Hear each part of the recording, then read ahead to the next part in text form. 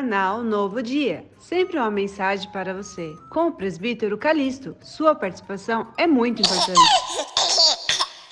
E olhando para elas, poderemos com certeza contemplar o raiar de um novo dia para todos nós.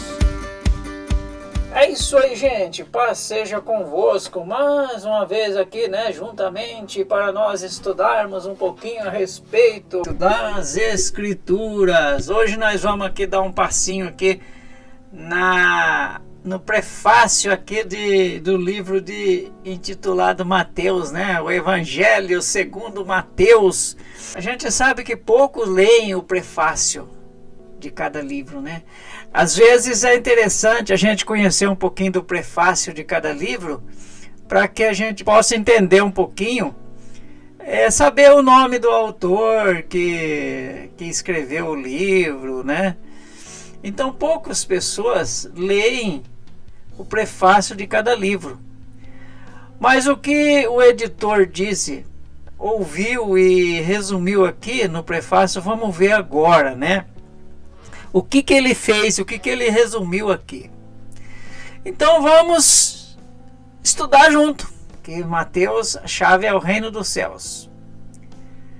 É maravilhoso quando se fala em reino dos céus, Porque a gente sabe que céus equivalem a algumas coisas, Isso que nós vemos, esse azul acima já é céu. E tem mais outra coisa agora. Mas quando se fala em reino dos céus, automaticamente está falando do reino espiritual, reino invisível, e também está falando do reino messiânico, do reino eterno. O reino eterno que envolve antes de Adão e que envolve após o reino messiânico. Então vamos aqui, Nós não estamos em capítulo nenhum, nós estamos em prefácio de Mateus, naquele comecinho antes do capítulo 1, tá? O único livro do Novo Testamento que, segundo aqui o editor, ele diz que Mateus é o único livro do Novo Testamento que foi escrito originalmente em hebraico. Agora você vai ter um pouquinho de conhecimento aqui sobre o que acontecia na época de Jesus. Na época de Jesus existia várias línguas que até eram usadas pelos judeus da época. Os judeus da época, eles tinha várias línguas que se usavam na época, tá?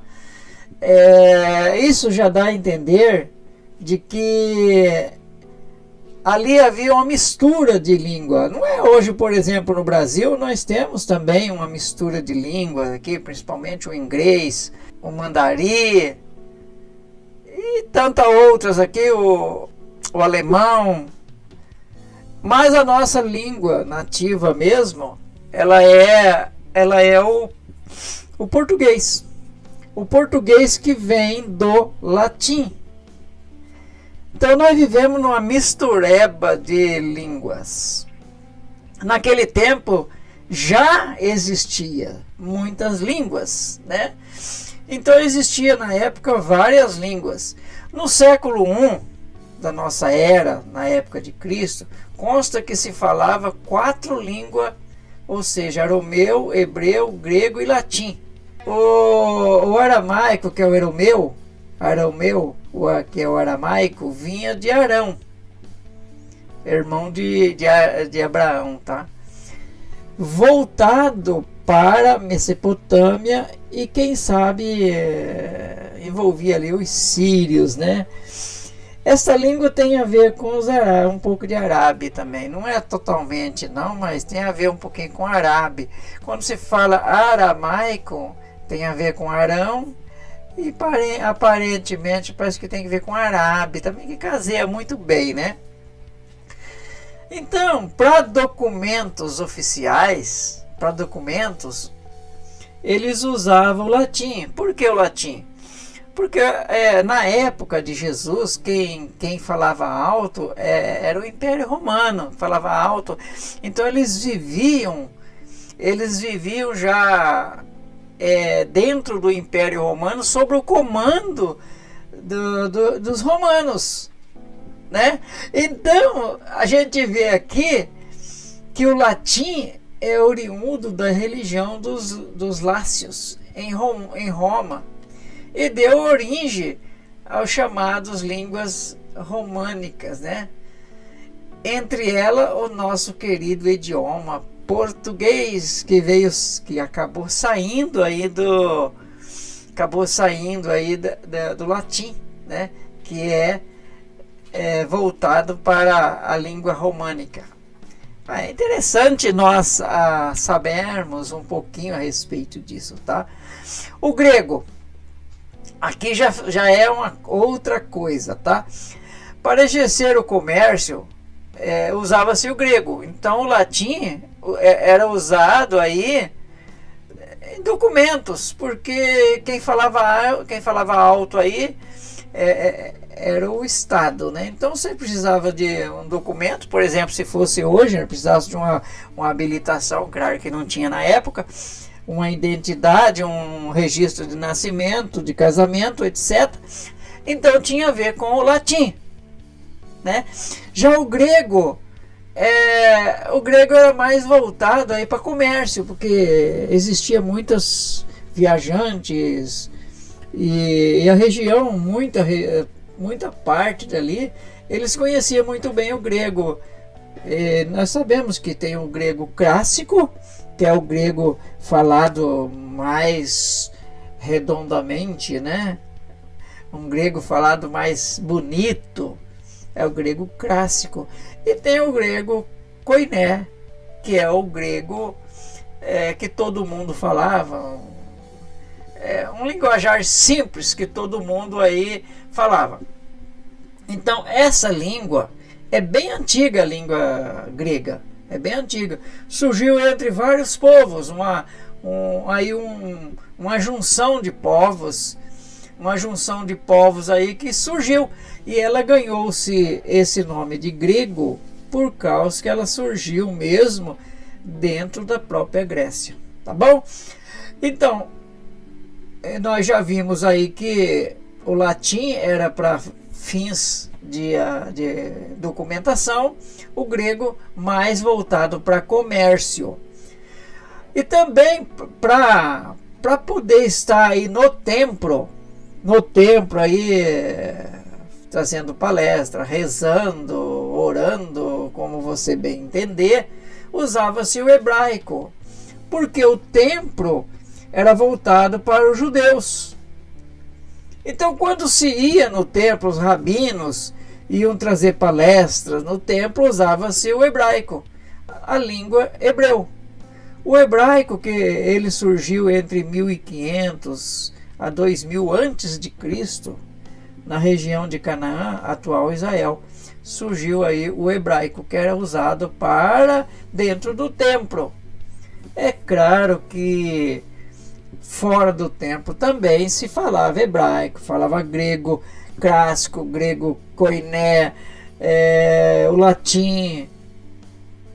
Nem todos tinham o conhecimento de uma e de outra língua.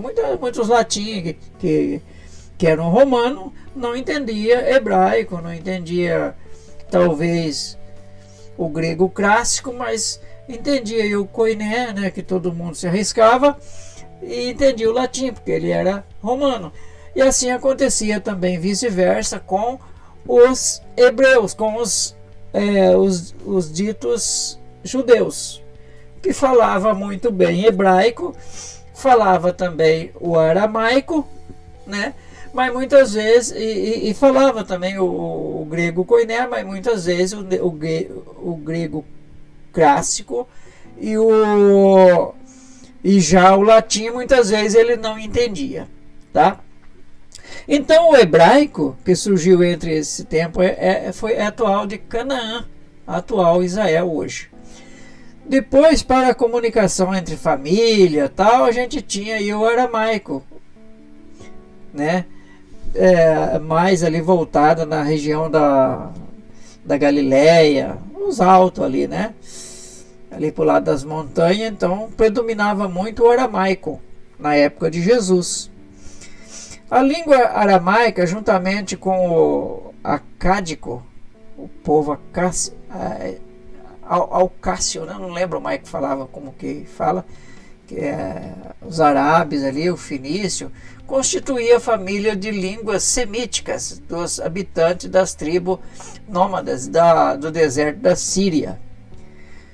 Então o aramaico surgiu na região do deserto da Síria. Chegou a ser a língua franca, como é hoje o inglês, né? Usava-se muito, né? Quase que dominou na época, mas claro que não tinha como dominar em cima do latim, que era a linguagem dos romanos e do Estado, né? E também não tinha como predominar exatamente em cima do grego, que o grego era uma das línguas mais faladas pela maioria. Bom, e passou a ser usado na Palestina como língua principal. Como nós falamos aí, o aramaico, né? Que vinha de Arã. Creio que Jesus era poliglota e falava nestas 4 línguas.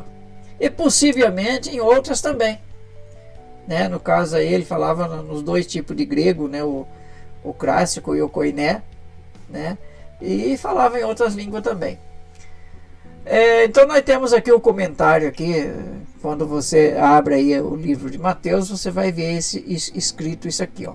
O Evangelho segundo São Mateus tem em mira dar testemunho de que Jesus é o prometido Messias da antiguidade. Aquilo que se prometia os profetas prometia e tal, né? Então a gente já vê que Mateus, ele quer mostrar isso. Ele quer mostrar que Jesus, né?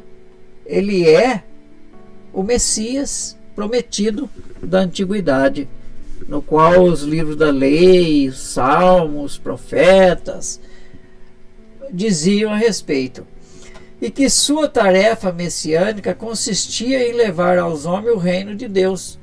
Outro ponto fundamental, o reino de Deus, coisa que já estava no esquecimento. Então esses 2 temas,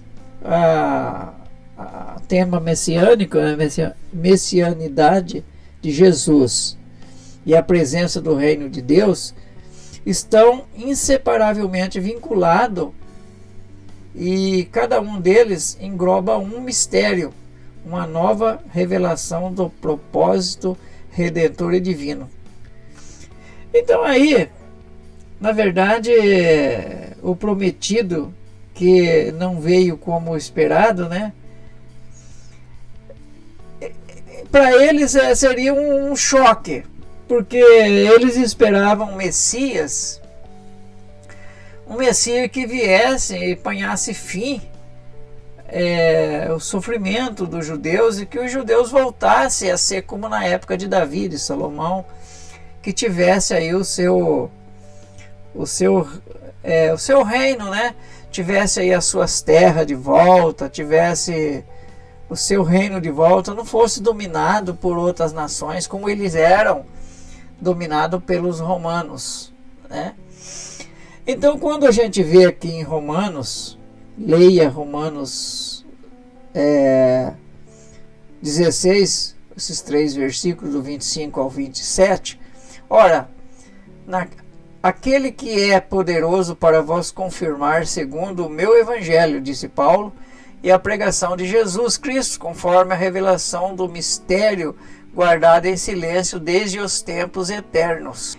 Mas agora foi manifestado por Jesus, claro, e por meio das escrituras proféticas, né? Estava cumprindo ali as profecias, segundo o mandamento de Deus, eterno, dado a conhecer a todas as nações para obediência da fé. Ao único Deus sábio seja dado glória por Jesus Cristo para todos sempre. Amém. Né? Então Jesus, ele veio, um simples rabino, ele procurou aí está trazendo aí o cumprimento das Escrituras, que estava se cumprindo uma boa parte nele, e também trazendo aí o mistério, um pouco do mistério do reino de Deus, né? Uma transferência agora para a aproximação de um reino mais espiritual, né? O mistério da missão messiânica está que antes que o Messias venha nas nuvens como celestial, filho do homem, para estabelecer seu reino sobre a terra, deve primeiramente vir com humildade entre os homens. Já veio mais um ponto de vista aqui do escritor da nossa Bíblia, que não existe arrebatamento secreto, né? Porque aqui ele está falando de duas vindas. A primeira vinda humildemente, como Jesus veio e se humilhou até a morte de cruz, né? Eu estou sendo aqui breve, rasteiro e rápido para não alongar muito esse vídeo. E ele está falando de uma segunda vinda, né? Estabelecer o seu reino sobre a terra, que ele deveria primeiramente vir como homem, como servo sofredor, que morrerá na cruz. Então, o judeu do primeiro século jamais tinha ouvido tal coisa, que Jesus viria de uma forma assim como servo, morreria na cruz e iria embora e demoraria mais de 2000 anos para poder voltar e estabelecer o seu reino, coisa que eles estavam esperando imediato, né? Coisa de imediato. Então, jamais tinha ouvido tal coisa. Para o crente da atualidade, o crente de hoje, né? Para o capítulo 53 de Isaías relata com meridiana clareza o sofrimento do Messias, o que aconteceu e já estava descrito lá pelo profeta Isaías no capítulo 53. Contudo, nesta passagem não se faz referência ao Messias e ao contexto. Então, Isaías 48, 20 e Isaías 49, 3 cita especialmente a Israel como servo de Deus. Portanto, não devemos surpreender-nos com o fato de que os judeus não compreendessem que o capítulo 53 de Isaías se referia ao Messias. Esperavam um Messias que viesse com poder e vitória, já vencendo, nascendo para vencer e vencendo, e apanhando embaixo dos pés aí os romanos. Mas não foi isso que aconteceu. E o Antigo Testamento promete, em realidade, tal Messias, né? O filho de Davi é um rei divino que governará no reino messiânico. Tudo o que eles esperavam, nós ainda estamos esperando, né? Que no caso aqui nós temos Isaías 9, 11 e também Jeremias 33, como ele mesmo prometeu, né? Como ele mesmo prometeu em Mateus 19, que ele viria, mas viria novamente para restaurar tudo, né? Que ele diz que viria e restauraria a terra. Em Atos 3:21 também confirma. Convém que os céus segure ele lá até o dia da restauração de tudo. Então Jesus voltará a segunda vez, quando todo o pecado e todo o mal serão tirados e prevalecerão a paz e a justiça. Então, depois que Jesus vier restaurar toda a terra, terminar aí o milênio, toda a terra vai estar restaurada. Você vai ver isso em 1 Coríntios 11, versículo 24. Versículo 24 a seguir aí, fala que depois que tiver restaurado a terra, será entregue ao Pai. Então, o Filho do Homem é um ser celestial. E a quem é confiado o governo messiânico e depois também sobre todas as nações. Ele reinará sobre todas as nações, e agora, quando ele chegar, ele vai reinar com vara de ferro. Então, ele governará sobre todas as nações e reino da terra. O Antigo Testamento não nos diz de que forma se relacionariam entre si esses dois conceitos proféticos do rei davídico, de Davi, né?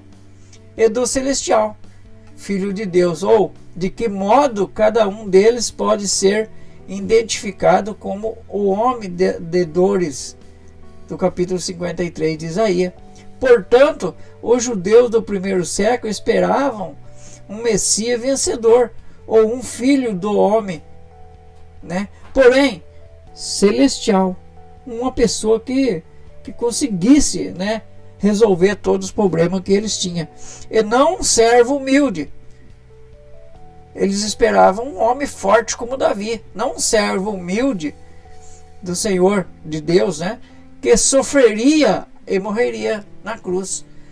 O mistério messiânico, a nova revelação do propósito divino, consiste em que o celestial filho do homem deve primeiramente sofrer e morrer em cumprimento às suas missões messiânicas e redentora, como o varão de dores, antes de apresentar-se com poder e glória. Então Jesus tinha que vir fazer uma espécie de campanha, teve que vencer a morte, porque lembra que Deus falou a Adão que se Adão pecasse ele morreria? Então a morte faz parte, né? Então Jesus veio e não pecou. Jesus veio para desfazer a besteira que Adão fez. Então Jesus veio para isso. O mistério do reino está intimamente associado com o mistério do messiânico, porque o reino de Deus ele está em toda a época. Deus, ele reina, o reino de Deus, ele é algo invisível, ele está dentro da pessoa. Eu tenho aí um vídeo sobre o reino de Deus, sobre os 6 reinos. Vamos ver se eu lembrar aqui, eu vou deixar o link para você ver aqui no primeiro comentário aqui, né, ou quem sabe mais abaixo aqui, tá bom? O capítulo 2 do livro de Daniel descreve a vinda do reino de Deus com linguagem vivida, do ponto de vista da destruição de toda e qualquer potência que resista a Deus e se oponha à vontade divina. O reino virá com poder, varrendo todo o mal e todo o governo hostil, transformando a terra e apresentando uma nova ordem universal da perfeita paz e justiça. A gente vê realmente que existe as promessas aí dentro da Bíblia. E nós vamos ter aqui um governo mundial, uma nova ordem mundial.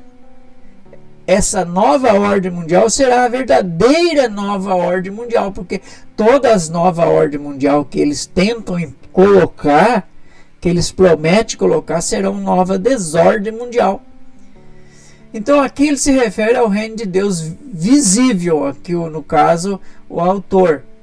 Ele é um homem carnal, o autor aqui, e como pessoa, como homem, ele está se referindo ao reino visível de Deus, e não o invisível, porque o invisível já existe, sempre existiu e sempre existirá, né?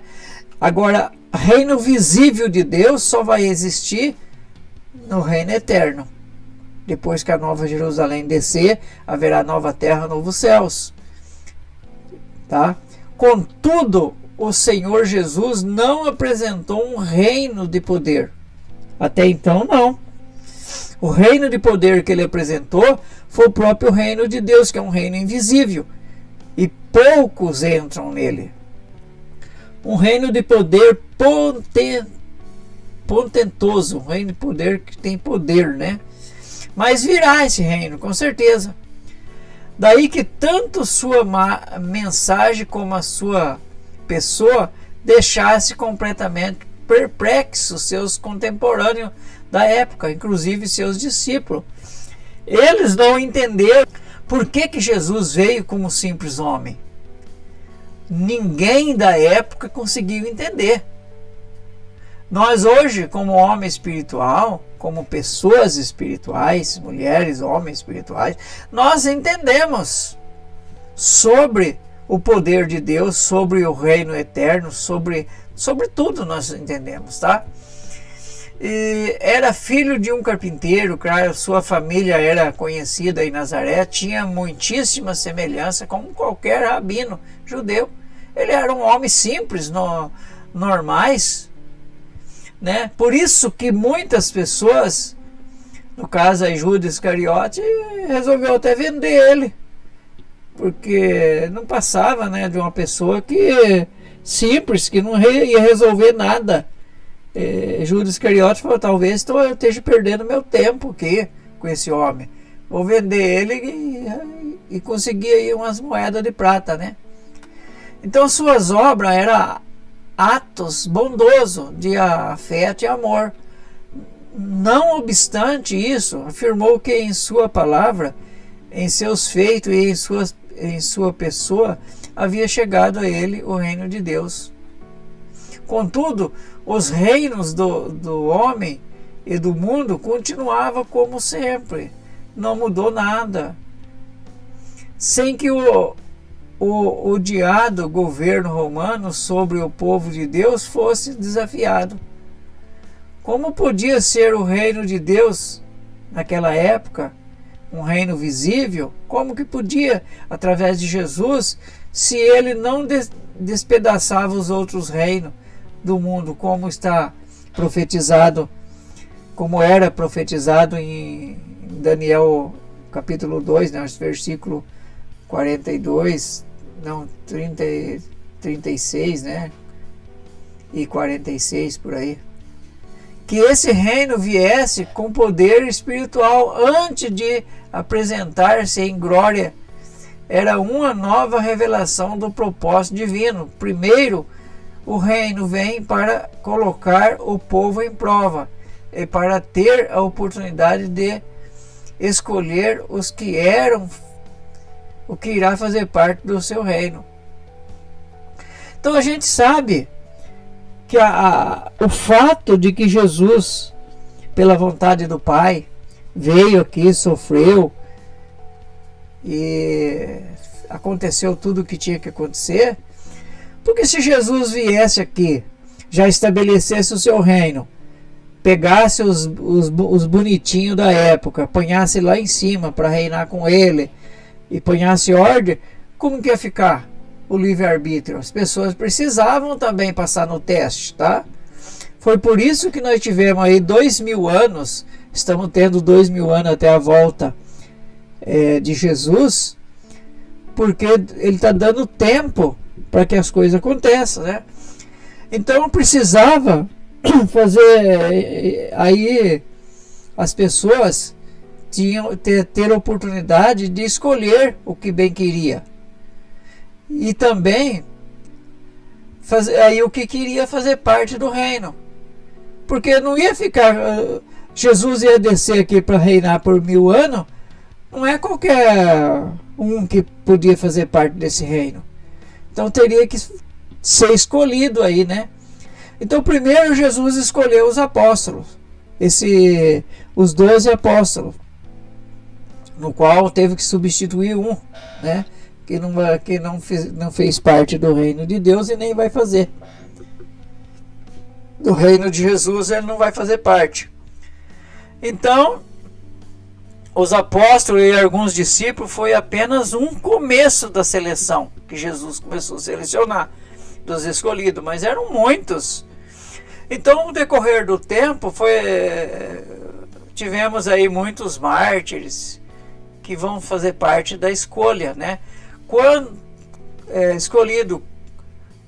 o quadro de escolhido para reinar estiver completo, então ele volta para tomar o seu reino. Então muitas pessoas já fizeram parte desse quadro de escolhido, de pessoas que irão reinar com ele. Eu acredito que quando o último escolhido já estiver aí pronto, então Jesus volta, quando tiver tudo completado, tá? Aqui agora nós vemos no prefácio que apresenta o autor do livro. A tradição, segundo o segundo século da igreja, atribuiu a autoria do primeiro evangelho ao apóstolo Mateus. Atribuiu a Mateus, possivelmente seja Mateus, né? Então aqui temos o doutor e filósofo de letra que escreveu isso aqui, né? Ainda a gente sabe que ele precisa aprender mais. Quer dizer, se ele ainda vive, né? Então a gente vê então que as anotações foi de Rogério Dias. Bom, gente, que Deus abençoe a todos vocês. Não esqueça aí de fortalecer o canal, tá? Deixando o seu like. Se você estiver passando pela primeira vez, claro, não se esqueça, se inscreva também, porque nós vamos trazer muitas